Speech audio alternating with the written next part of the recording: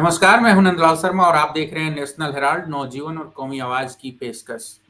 आज हम बात करेंगे बिहार चुनाव की, क्योंकि उसमें लगातार डेवलपमेंट हो रहा है और कांग्रेस अपने कैंपेन को अगले स्टेप पर ले जाती हुई दिख रही है। प्रियंका गांधी मोतिहारी पहुंची थी, वहां उन्होंने एक रैली को संबोधित किया, महिलाओं से बात की और उन्होंने सवाल उठाया कि आखिर अब नीतीश कुमार और नरेंद्र मोदी महिलाओं को पैसे क्यों दे रहे हैं।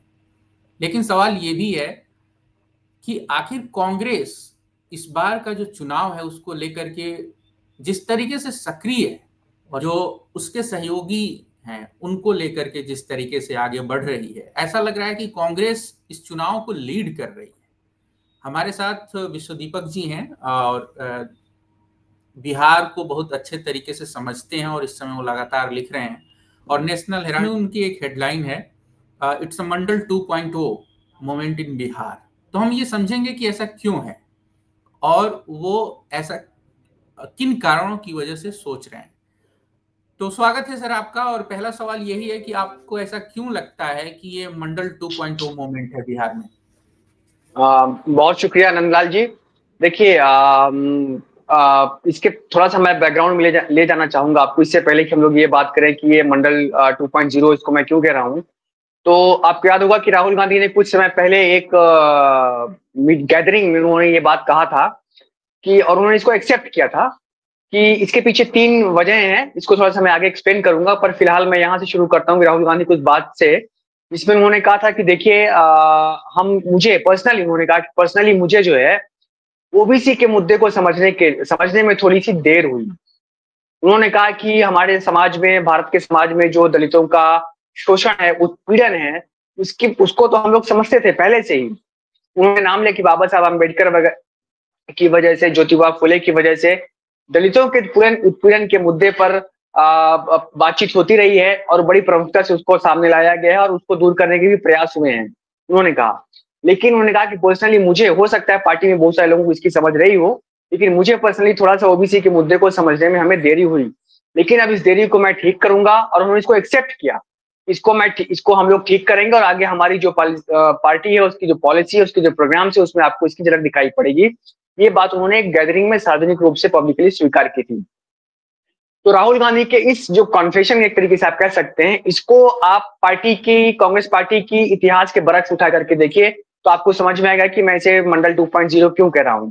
कांग्रेस पार्टी के जब वीपी सिंह ने मंडल कमीशन की सिफारिशें लागू की 92 में, 90 के दशक में, तो कांग्रेस पार्टी ने उस समय एक तरीके से इसका कह सकते हैं कि आप इसका विरोध तो बहुत प्रत्यक्ष रूप से नहीं किया, पर सैद्धांतिक रूप से इससे कांग्रेस पार्टी की असहमति रही।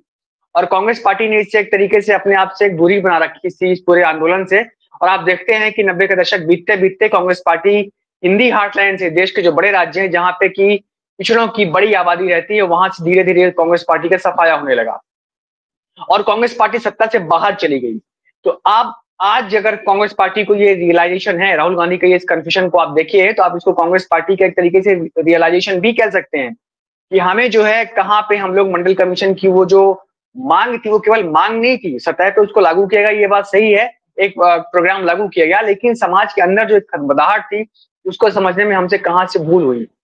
तो कांग्रेस पार्टी की वो ऐतिहासिक भूल, फिर मंडल कमीशन का लागू होना, हिंदी हार्टलैंड से कांग्रेस का बाहर जाना, सत्ता से लंबे समय तक सत्ता से बाहर रहना, फिर राहुल गांधी का ये कहना, ये कन्फेस करना कि हमें खुद पर्सनली ओबीसी के मुद्दे को समझने में भूल हुई, और फिर बिहार में जाकर के ये जो ईबीसी सम्मेलन में वो जो 10 पॉइंट रेजोल्यूशन है, उसको जो है अनवील करना, उसको रिलीज करना, 10 सूत्री घोषणा पत्र ईबीसी समुदाय को टारगेट करते हुए।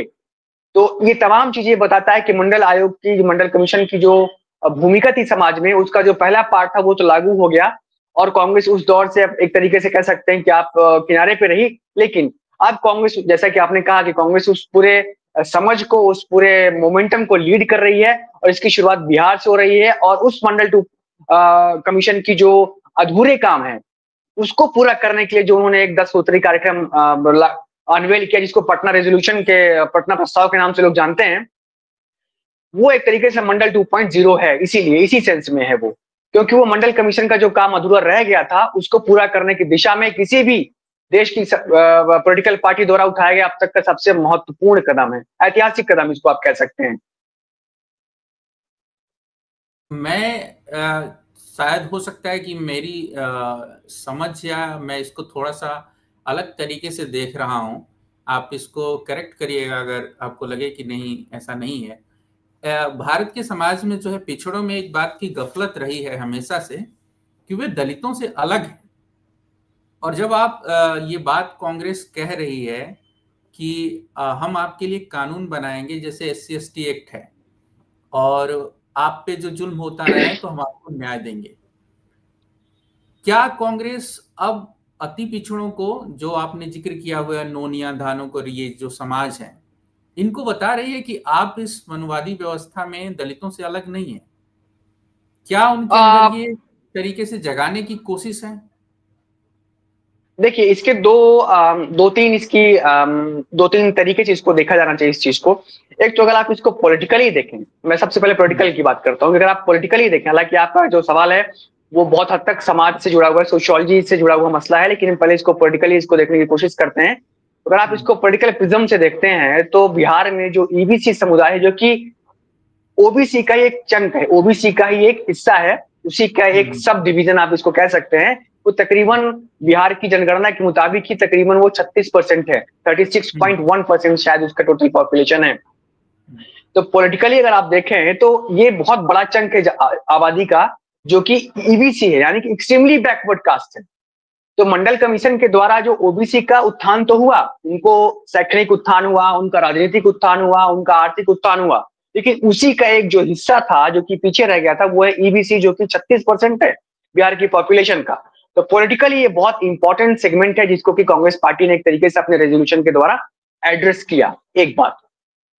अब आती है दूसरी बात, जहां तक कि जो OBC पॉलिटिक्स के अंदर के जो अंतर्विरोध हैं। आपको जो सवाल है बेसिकली वो ये है कि OBC पॉलिटिक्स के अंदर के भी कुछ अंतर्विरोध हैं, और ये इसको एक लीनियर, एक रेखी तरीके से खारिज कर देना कि मनवादी व्यवस्था है, ब्राह्मणवादी व्यवस्था, ये बहुत आप देखेंगे कि प्रायोगिक रूप से जब आप इसको देखते हैं तो आप पाते हैं कि बिहार में या हिंदी हार्टलैंड में बहुत सारी जगहें ऐसी हैं जहां पे कि OBC और EBC के बीच भी जाति टकराव देखने को आपको मिलते हैं। तो उस हिसाब से कांग्रेस ने एक तरीके से उस जो सोशियोलॉजिकल फॉल्ट लाइन है हमारे समाज की, उसको भी एड्रेस करने की कोशिश की है। ये तबका ऐसा है, आप देखिए कि ये सबसे ज्यादा पॉलिटिकली लेस रिप्रेजेंटेटेड है। हमारा जो पॉलिटिकल सिस्टम है उसमें EBC के लोग बहुत कम पावरफुल हैं, दबंग नहीं होते हैं, इनके पास पैसा नहीं होता है, ये एकजुट नहीं होते हैं। जंग तो बहुत बड़ा है, 36%, लेकिन आपको पता होगा कि इसमें 115 जातियां हैं, 115 से 16 जातियां हैं जो मिलकर के 36% बनाती हैं। ऑन दी अदर हैंड अगर आप देखेंगे कि OBC का एक बहुत बड़ा चंक है, जैसे मान लीजिए आप यादवों को ही लेते हैं, तो बिहार में अकेले वो 14% बनाते हैं, 14% के आसपास बनाते हैं, ज्यादा ही हो सकता है बनाते हैं, 16-17 भी कहीं कहीं बनाते हैं। तो ये बहुत, इनका रिप्रेजेंटेशन पॉलिटिक्स में बहुत कम है, एजुकेशन में काफी कम है, इनकी आबादी भी काफी कम है, 1%, 2%, 4%, 10%। 10% तो खैर बहुत नहीं है, किसी की नहीं है, मेरे ख्याल से 1% से लेकर के 3 से 4% के बीच में सारे लोगों की आबादी है। तो कांग्रेस ने एक तरीके से इनको सोशियोलॉजी, इनका जो समाज में जो एक फॉल्ट लाइन है उसको भी एक तरीके से एड्रेस करने की कोशिश की है कि नहीं, हम आपको रिप्रेजेंटेशन देंगे और हम आपको सुरक्षा भी देंगे। और इस सुरक्षा की जो जो जो एक जो आप इसको, जैसे कि मैं गया था बिहार में तो मैंने बात की, तो सबसे जो दिलचस्प बात है, यहाँ पर लोग नहीं जानते हैं कि आप जाएंगे जब बिहार में या ऐसे, आप तो चूंकि झारखंड में तो आप जानते होंगे कि वहां पे OBC और EBC के बीच भी बहुत तरह के जाति टकराव देखने को मिलते हैं। और वहां पे EBC का जो दमन है, वहां पे आप पाएंगे, बहुत सारी जगहों पे आप पाएंगे, बहुत सारे केसेस ऐसे होते हैं जहां पे कि जो अक्यूज होते हैं वो पावरफुल OBC दमन जातियां होती हैं। तो बेसिकली उसको एड्रेस करने के लिए ये लोग जो है क्या उसका एक एट्रोसिटी एक्ट लेकर के आ रहे हैं, और इसमें इस एक्ट को बनवाने में RJD की बहुत ज्यादा सहमति है। इनफैक्ट RJD की तरफ से ही ये प्रस्ताव आया था और वो लोग इस बात को पूरी तरह से सहमत हैं कि एक ऐसा एक्ट होना चाहिए SC ST की तरह, जिसमें से कि EBC को भी एक तरीके से समाज में सुरक्षा मिले, प्रोटेक्शन मिले। तो ये जो फॉल्ट लाइन है समाज के अंदर, इसको भी कांग्रेस ने एक तरीके से एड्रेस करने की कोशिश की है। और आप बाकी जो इसके रिकमेंडेशन से आप देखें कि उनको जमीन देने की बात की है, 3 डिसमिल जमीन शहरी क्षेत्रों में काफी मायने रखती है, क्योंकि काफी हद तक बड़ी आबादी जो है भूमिहीन है, उनके लिए एक कमीशन बनाने की बात की गई है। एजुकेशन, जो प्राइवेट एजुकेशन इंस्टीट्यूट है उसमें 50% रिजर्वेशन की बात है। और सबसे इंपॉर्टेंट बात है जिसके बहुत दूरगामी असर हो सकते हैं, वो है कि 25 करोड़ के जो सरकारी ठेके उसमें से 50% EBC को दिया जाएगा।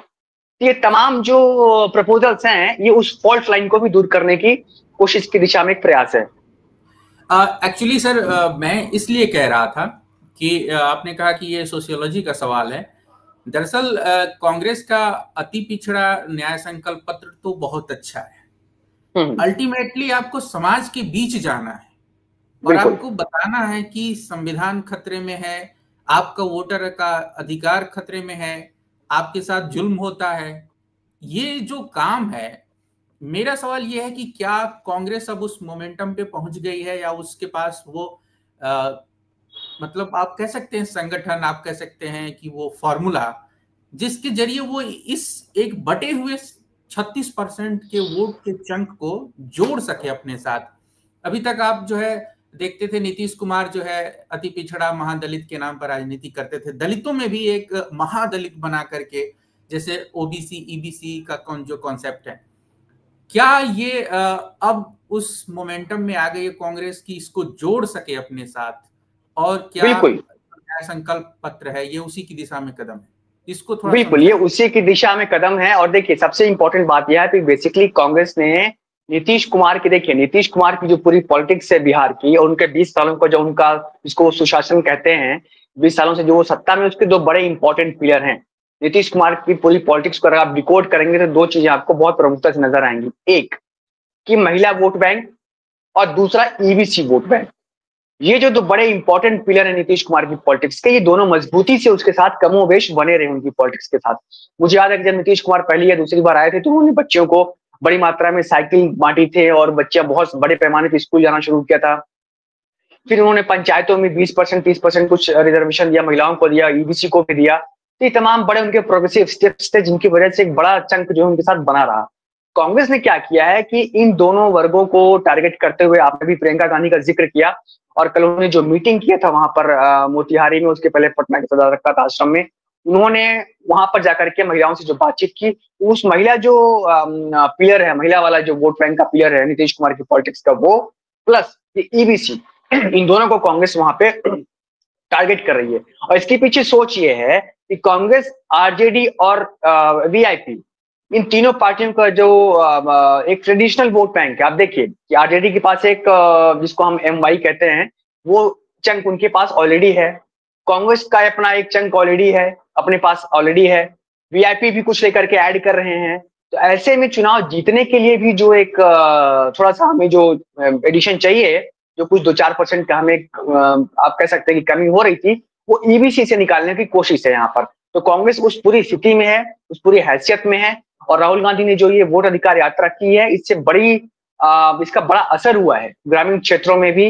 वो एक तरह से मोबिलाइजेशन हुआ है, कांग्रेस के प्रति लोगों में ट्रैक्शन बढ़ा है और एक भरोसा बढ़ा है। और ऐसा लगा है कि इस देश की जो सबसे पुरानी पार्टी है, वो बिहार को उसने छोड़ नहीं दिया है। वो बिहार पे फिर से फोकस कर रही है, ध्यान दे रही है, और बिहार में जो उसका आधार था, सामाजिक आधार, उसको रिक्लेम करने की कोशिश कर रही है। आपने लिखा है कि जो अति पिछड़ा न्याय संकल्प पत्र है, वो वहां पर कहा गया था कि इसको ईबीसी रिप्रेजेंटेटिव जो हैं, एनजीओ जो हैं, उनके साथ एक तरीके से बातचीत करके उनके कंसल्टेशन, बिल्कुल, हाँ बिल्कुल, बनाया गया है। तो क्या ये वो एनजीओ और संगठन हैं जो चुनाव के टाइम जो है जनता के बीच जाएंगे और बताएंगे कि आपके हक की बात हो रही है? क्या इस लेवल पर मोबिलाइजेशन है ग्राउंड? देखिए, अगर आप कांग्रेस पार्टी, इसमें से दो चीजें मैं पॉइंट आउट करना चाहूंगा कि ये, अगर मैं इससे पहले थोड़ी सी में आते हैं, तो आप देखिए कि जब यूपीए की सरकार थी, कांग्रेस की सरकार थी, मनमोहन प्रधानमंत्री थे, तो इस देश में 5-6 बड़े ऐसे प्रो पीपुल कानून बनाए गए, एक्ट लाए गए, जिन्होंने इस देश में बड़ा बदलाव किया। उसमें से एक था कि right to information, right to education, और मनरेगा का अधिकार, है ना, शिक्षा का अधिकार, भोजन का अधिकार। ये तमाम बहुत ऐसे कानून थे जिन्होंने समाज में, हमारे और राजनीति में आमूलचूल बदलाव किया, जिसकी आप कह सकते हैं जिसको कि उन्होंने बुनियादी बदलाव किया। तो कांग्रेस की एक तरह से कह सकते हैं आप, उनकी पॉलिटिक्स का ये एक इंपॉर्टेंट हिस्सा है, सेगमेंट है, वो समाज से कंसल्टेशन करते हैं। और यहाँ पे एक चीज और है, यहाँ पे कांग्रेस पार्टी जब ये कहती है कि हमने, राहुल गांधी ने जब उस सम्मेलन को एड्रेस किया, तो उन्होंने क्या कहा? उन्होंने कहा कि हम नहीं बना रहे हैं, ये आपका विजन है, जिसे हम आपके सामने जो है पेश कर रहे हैं। और उन्होंने नाम लिया कि देखो तुम हमसे मिलने आए थे, उन्होंने किसी को पॉइंट आउट किया कि देखो तुम हमसे मिलने आए थे, तुमने हमें क्या कहा था, और जो तुमने हमें कहा था हमने उसको इसमें शामिल किया। तो बेसिकली यहाँ पे कांग्रेस पार्टी का एक तीन चीजें समझने की है। एक, कांग्रेस पार्टी की जो पॉलिटिक्स है ये उसका हिस्सा है कि समाज के जो स्टेक होल्डर्स होते हैं उनसे वो डिस्कशन करते हैं, कंसल्टेशन करते हैं, बातचीत करते हैं, और उसका जो नतीजा निकलता है उसको अपने प्रोग्राम में, पॉलिसीज में उसको वो इंप्लीमेंट करते हैं। और याद से नहीं है, ये महात्मा गांधी के टाइम से है। तो कांग्रेस की जो पॉलिटिकल लेगेसी है यहाँ पे एक चीज को तो ये समझ में आती है। दूसरी चीज ये है जो राहुल गांधी ने उस दिन स्पष्ट किया, और वो ये है कि कांग्रेस पार्टी में कोई भी फैसला अगर जनता के लिए लिया जाता है तो इसका मतलब ये नहीं कि ऊपर से उसको थोप दिया जाता है। वहां पे वो ये डिफरेंशिएट करने की कोशिश कर रहे हैं, बता रहे हैं देखिए ये हम आपके ऊपर थोप नहीं रहे हैं, ये जो विजन है, ये जो डॉक्यूमेंट है वो आपसे बातचीत के बाद, कंसल्टेशन के बाद ही तैयार किया गया है। और मैं कई लोगों को जानता हूं जो कि जो इस प्रक्रिया में शामिल रहे, जो कि समर्ण नहीं है, जो कि ओबीसी नहीं है, जो कि पावरफुल नहीं है, लेकिन जो कांग्रेस के सर्किल में हैं, जो समाज में काम कर रहे हैं और उनकी चिंताओं को, उनके कंसर्न्स पे बात करके, और सबसे इंपॉर्टेंट बात कि आरजेडी के लोग इसमें उन्होंने बहुत ही पॉजिटिव फीडबैक दिया है। आरजेडी को आमतौर पे बिहार में राइट विंग के लोग उसको दलितों का विरोधी के तौर पे पेश करते हैं या ईबीसी के विरोधी के तौर पे, लेकिन आरजेडी के लोगों ने इस पे बहुत पॉजिटिव फीडबैक दिया है इस पूरे प्रपोजल में, इस 10 सूत्री संकल्प पत्र में। तो एक तरीके से कांग्रेस ने का ये पूरी इसके पीछे ये थिंकिंग है इसकी, और स्टेक होल्डर से बातचीत की गई है। बिल्कुल। ये हमने कई मौकों पर देखा है। 2024 के चुनाव में भी हमने देखा था कि कांग्रेस लगातार लोगों से बातचीत कर रही थी। मेरा सवाल इसमें थोड़ा सा, अब इसको महिला वोट को लेकर के जो मारामारी चल रही है बिहार में, और कांग्रेस भी अपनी तरफ से महिला वोट को जगाने की कोशिश कर रही है, इसको आप कैसे देखते हैं? मंडल 2.0 का क्या ये पार्ट है, या ये मंडल 2.0 प्लस महिला वोट है? देखिए असल में अगर आप इंडियन पॉलिटिक्स को, पॉलिटिक्स को मतलब थोड़ा सा देखें पिछले 10-20 सालों में, तो आप पाएंगे कि जो महिला है वो एक अलग ही वोट बैंक के तौर पर उभर के सामने आई है। वो हमारे देश में इसीलिए आधी प्लस है या उसके इंक्लूड है कि नहीं है? नहीं नहीं, ये मतलब इसको आप दोनों तरीकों से समझ सकते हैं। एक, ये मंडल 2.0 के अंदर की भी मतलब एक लेयर इसकी बनती है, एक इसका कुछ हिस्सा बनता है। लेकिन अगर आप ओवरऑल देखें तो पूरे देश में महिलाएं जो है एक अलग ही वोट बैंक के रूप में उभर करके सामने आई हैं, जिसको कि टारगेट करने की कोशिश जो है हर पॉलिटिकल पार्टी करती है। आप मध्य प्रदेश में देखें तो चुनाव के ठीक पहले शिवराज सिंह चौहान ने लाडली बहना योजना निकाल करके और 3 किस्तें डाल करके उन्होंने महिलाओं को अपनी तरफ लुभाया और वो चुनाव जीतने में कामयाब रहे। यही हाल हमको जो है महाराष्ट्र में देखने को मिलता है। अगर आप कर्नाटक में जाएं तो वहां पे कांग्रेस पार्टी ने भी बड़ी संख्या में जो है महिला वोट बैंक को के लिए उन्होंने बहुत सारी योजनाएं निकाली, जिसका उन्हें जो है चुनाव में फायदा भी मिला। जैसे कि फ्री बस राइड देना और उनकी पढ़ाई लिखाई की व्यवस्था करना, स्कॉलरशिप्स देना, तमाम चीजें करना। तो ये एक अलग वोट बैंक के तौर पे ये जो चंक है ये विकसित हो चुका है। लेकिन हाँ, विद इन मंडल फ्रेम जो है, मंडल पॉलिटिक्स का जो फ्रेम है उसके अंदर भी एक बड़ा चंक है महिलाओं को। इसीलिए आप देखेंगे इसको दोनों तरीकों से एड्रेस करने की कोशिश की जा रही है। जहाँ की प्रियंका गांधी जो है सेल्फ हेल्प ग्रुप्स जो हैं, एनजीओ वाली महिलाएं हैं, उनसे मिलने की कोशिशें कर रही हैं, उनसे मिलती हैं। तो वहीं पे फिर जो संकल्प पत्र में ये भी कहा जाता है कि भाई हम आप जो है अलग से जमीनें देंगे आपके लिए, एक जो है एक सिस्टमेटिक अपलिफ्टमेंट की कोशिश। देखिए यहाँ पे एक बड़ा फर्क है कांग्रेस की सोच में और बीजेपी की सोच में। वो ये है कि कांग्रेस की या जो भी प्रोग्रेसिव पॉलिटिक्स करने वाले लोग हैं वो जनता की जिंदगी में एक स्ट्रक्चरल बदलाव की कोशिश करते हैं। हाँ, इसको कहते हैं कि स्ट्रक्चरल वेलफेयरिज्म की बात की जाती है, जहां पे कि कुछ बुनियादी बदलाव की बात होती है। और वहीं पे क्या होता है कि मोदी जी जाते हैं और एक दिन में 10,000 रुपए आपके खाते में डाल देते हैं। अब वो 10,000 रुपए आपके कहाँ जाएंगे, कौन खाएगा उसको? कोई दारू पी लेगा या उसको झगड़े में कोई मतलब उधार चुकाने में लगा देगा। एक डिफरेंट चीज है। तो ये फर्क है यहाँ पे। और एक महिलाओं का जो एक वोट बैंक डेवलप हुआ है उसको भी एड्रेस करने की कोशिश की जा रही है यहाँ पर।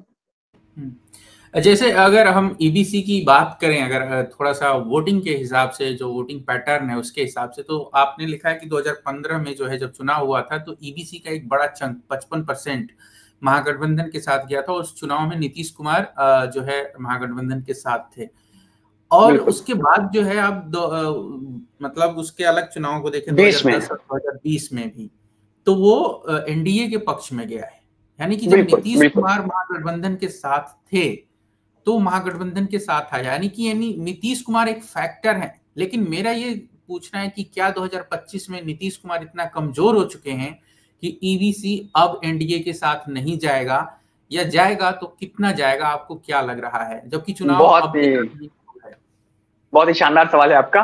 और देखिए, नीतीश कुमार की जो मैंने जैसा कि शुरू में कहा, नीतीश कुमार फिनोमिनन को अगर आप पढ़ें, उसका स्टडी करें, तो आप पाएंगे कि उनकी सफलता के मुख्य दो आधार हैं बिहार में। आप देखिए कि बिहार की पॉलिटिक्स 90 के दशक में उसको डोमिनेट कर रहे थे लालू प्रसाद यादव, या जो कि आप कह सकते हैं कि समाजवादी धड़े के अंदर के ही जो आरजेडी या बेसिकली एमवाई कॉम्बिनेशन बना करके उन्होंने उसको रूल किया, डोमिनेट किया उसको। उसके बाद उसमें एक नया बदलाव आया कि उसी पॉलिटिक्स के भीतर से, उसी पॉलिटिक्स के सोशलिस्ट फ्रेमवर्क जो पॉलिटिक्स थे, उसी के भीतर से ओबीसी के अंदर से ही एक ऐसा समूह खड़ा हुआ जिसे लगा कि हमारा रिप्रेजेंटेशन नहीं है और हम पीछे हैं। नीतीश कुमार ने उसको टारगेट किया, उसको एड्रेस किया, और वो उसके सपोर्ट लेकर के वो आगे आया, और वो बीजेपी की सपोर्ट से वो वहां पे लगातार अपनी उनकी पॉलिटिक्स बनी रही, और मजबूत उनका जो है ये सोशल बेस उनका जो है कमोवेश बना रहा। देखिए, इसीलिए जो आप कह रहे हैं ना वो सच बात है। नीतीश कुमार जब आरजेडी के साथ रहे तो वो आरजेडी के साथ वो वोट गया, जब वो इधर आए तो वो वोट इनके साथ इधर चला आया। तो कमोबेश उनका जो है सोशल बेस बना रहा, वो जो जो उन्होंने फॉर्म किया था। लेकिन अभी क्या है कि अभी जेडीयू की स्थिति कमजोर है, नीतीश कुमार का स्वास्थ्य कमजोर है, पार्टी पर उनकी पकड़ कमजोर है, और प्लस जो पिछले कह सकते हैं कि आप 10 सालों में जो राइज ऑफ हिंदुत्व पॉलिटिक्स है, उसकी वजह से भी ये सारी चीजें कमजोर हुई हैं। तो ये जो चंक है, ये एक तरीके से आप कह सकते हैं कि ये खुला हुआ है, और जो इसकी बात करेगा, जो इनके साथ चलेगा, वो ये उधर जाने की मतलब उसके साथ ही जा सकते हैं। तो एक तरीके से ये वैक्यूम है, इसको भरने की कोशिश हो रही है। अब मैं पढ़ रहा था जब आपको, तो मैंने देखा कि आपने जब जो मेंशन किया हुआ है, तो उसमें नोनिया धानुक और जो तमाम अलग समाज के लोग हैं जिनकी चर्चा भी नहीं होती है। जब हम सामाजिक न्याय की राजनीति की बात करते हैं तो उनकी चर्चा नहीं होती। दलित का एक बड़ा वर्ग आ जाता है, ईबीसी ओबीसी आ जाता है। बिल्कुल। लेकिन जो राजनीति है बिहार में, अगर आप उसमें देखिए कि जो दलितों का एक वोट बैंक है, पासवान ने साबित किया 2024 के चुनाव में कि उनका वोट बैंक उनके साथ है। मेरा सवाल ये है कि जब ये राजनीति हो रही है, तो राहुल गांधी ने जब 2024 के चुनाव में पार्लियामेंट में भाषण दिया था, तो उन्होंने कहा था कि जैसे अमित शाह ने गिनाया था कि हमने ओबीसी को जो है रिप्रेजेंटेशन दिया था, तो उन्होंने कहा था ये रिप्रेजेंटेशन नहीं चाहिए उनको, और ये जो मिल रहा है और जो लोग इसको लेकर खुश हैं वो गफलत में है। और फिर आता है अति पिछड़ा न्याय संकल्प पत्र, जिसमें वो आरक्षण की, ठेकेदारी में, सब कुछ जगह रिप्रेजेंटेशन देने की बात करते हैं। ये बात क्या ईबीसी को समझ में आ रही है, जो राहुल गांधी की थ्योरी है या जो उनका विजन है? मैं ये समझना देखिए, चाह रहा हूं। हाँ, क्योंकि देखिए राजनीति और समाज भी एक तरीके से आप कह सकते हैं कि एक सतत विकासमान प्रक्रिया है, एक प्रोग्रेसिव चीज है ये। इसमें लगातार विकास होता रहता है, पॉलिटिक्स में भी और पॉलिटिकल पार्टी के एजेंडे में भी, समाज में भी एक गति रहती है, समाज आगे की तरफ जाते हुए विकास करता है।